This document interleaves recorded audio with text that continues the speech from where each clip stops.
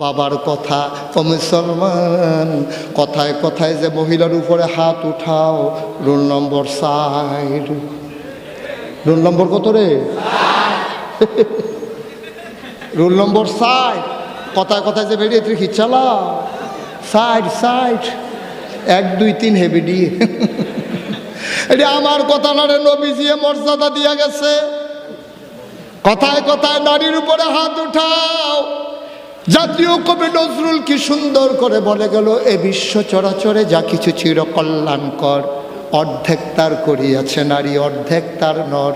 এ পৃথিবীতে যা কিছু সুন্দর, যা কিছু স্থাপত্য শৈলী, যা কিছু সভ্যতা, যার সব কিছু অর্ধেক যদি করে থাকে পুরুষ, অর্ধেক তার নারী করেছে। যুদ্ধের ময়দানে যুদ্ধ করেছে পুরুষ, আহত হয়ে তাঁবুর ভিতরে আসার পরে সেবা করেছে তার নারী, ঠিক কিনা? রাজমিস্ত্রি ইট দিয়া যখন বিল্ডিং বানায়,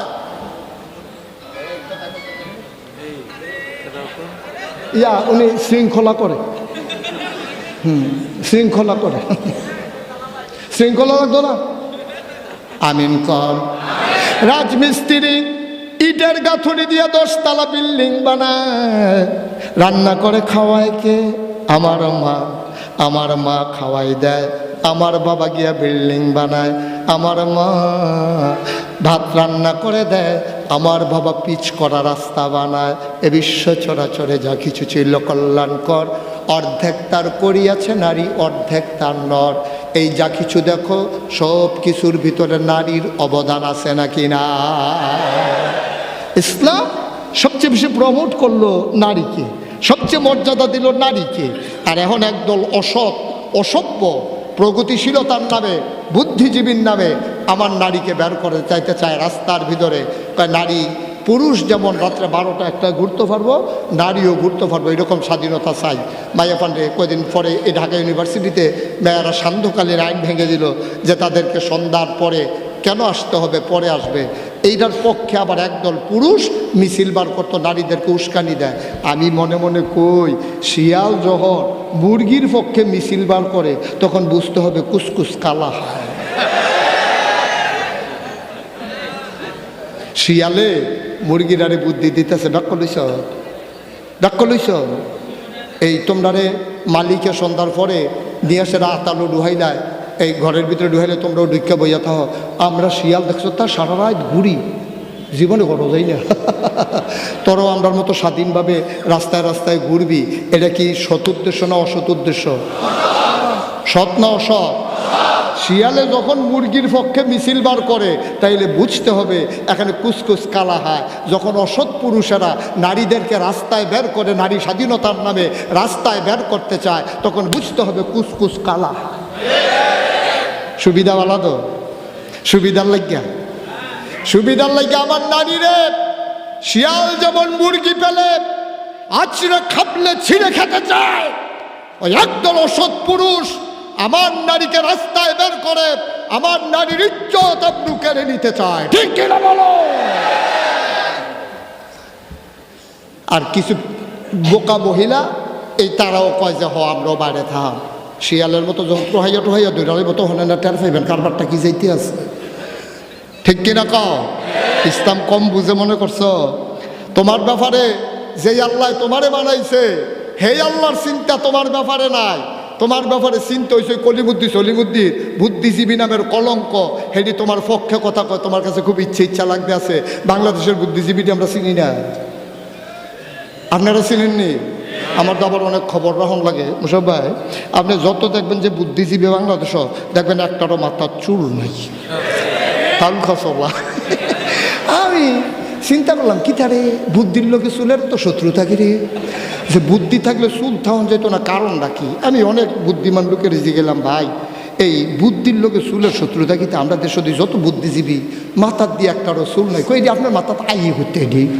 আমি এটি চিন্তা করে বার করুন লাগে, ভাই জানা থাকলে কোন না হইলে না করেন। কয় না, এটা আমরা কোনোখানে পাইছি না। আমি গুগলে সার্চ দিলাম, দেখি ডট ডট ডট আইয়ে কোনো জবাব আইয়ে না। বুদ্ধিজীবীর লোকে চুলের তো শত্রু থেকে আমি গবেষণা করে না পাইয়া পর আমি নিজে নিজে চিন্তা শুরু করলাম, আচ্ছা দেখি তো আমি বুদ্ধি করে বার করতাম পারিনি। অনেক গবেষণার পরে আমি বার করছি, আমার মনে হয় বুদ্ধি দিয়ে গুতাইয়া এই অসভ্যের চুল বেড়াই আলগা করে লাগছে।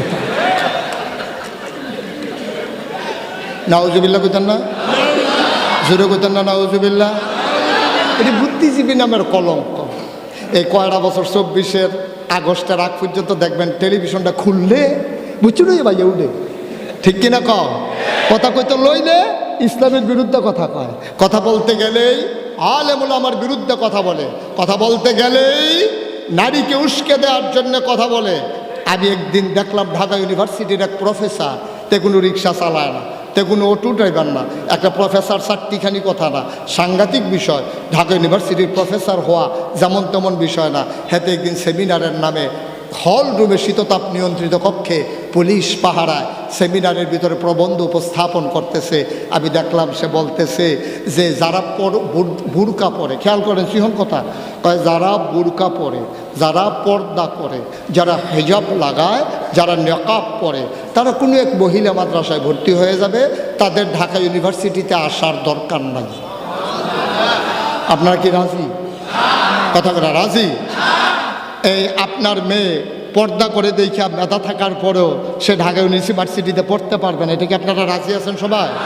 হ্যাঁ কইছো তো, হাতে তো কইছো তো, এই কইছে যে ঢাকা ইউনিভার্সিটিতে পড়ার দরকার নাই, কোনো একটা মহিলা মাদ্রাসায় ভর্তি হয়ে গেলেই হয়। আমি বললাম ঢাকা ইউনিভার্সিটি প্রফেসর, কর্মচারী, কর্মকর্তা, তোমাদের বেতন হয় আমাদের ট্যাক্সের টাকা, ঠিক কিনা বলো? তোমাদের ইউনিভার্সিটি তৈরি হয়েছে মুসলমানের সম্পদের উপরে। পর্দার বিধান যেটা ইসলাম ফরজ করে দিয়েছে, তুমি হাসতে হাসতে পর্দার বিরোধিতা করো। মনে রাখবা, এই দেশ মুসলমানের দেশ, এই দেশ মসজিদ মাদ্রাসার দেশ, এই দেশ আলেম ওলামার দেশ, এই দেশ পর্দা নিশীন নারীর দেশ। এই নারীর অধিকার আছে বাংলাদেশের সর্বোচ্চ বিদ্যাপীঠে লেখাপড়া করার, এটা তার নাগরিক অধিকার, ঠিক কিনা কম? অধিকারের ব্যাপারে যারা হস্তক্ষেপ করতে চাও, আমার নারীকে যারা টিটকারি বস্কারে মেরে বলো মহিলা মাদ্রাসায় ভর্তি হয়ে যেতে, আমি বলতে চাই ঢাকা রাজধানীতে শীততাপ নিয়ন্ত্রিত কক্ষে বসে পুলিশ পাহারায় ইসলামের বিরোধিতা করা সহজ। পাল্লা নয়াপুরের জমিনে এসে বলো পিঠার চামড়া নিয়ে ঢাকা যাওয়া যাবে না।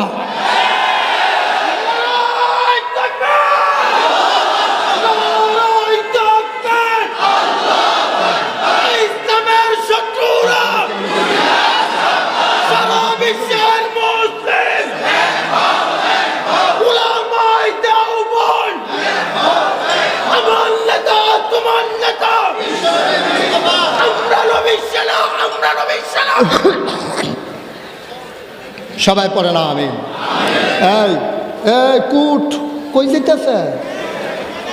হ্যাঁ কল দিব, এটা তো একটা কায়দা বারণের। মাহফিলের বারণের দুইটা সিস্টেম আছে মুশারফ ভাই, হয় একটা সুইটটা বাচ্চা লই আইবেন, না হইলে মোবাইলটা ধরে আইতে আসি, তো আর কেউ কিছু কইতে পারতো না। আর শুধু বাচ্চার একটা সিমটা দিবেন, তে কানবো, তে কানবে হুজুর যাইগে। এই দুইটা সিস্টেম।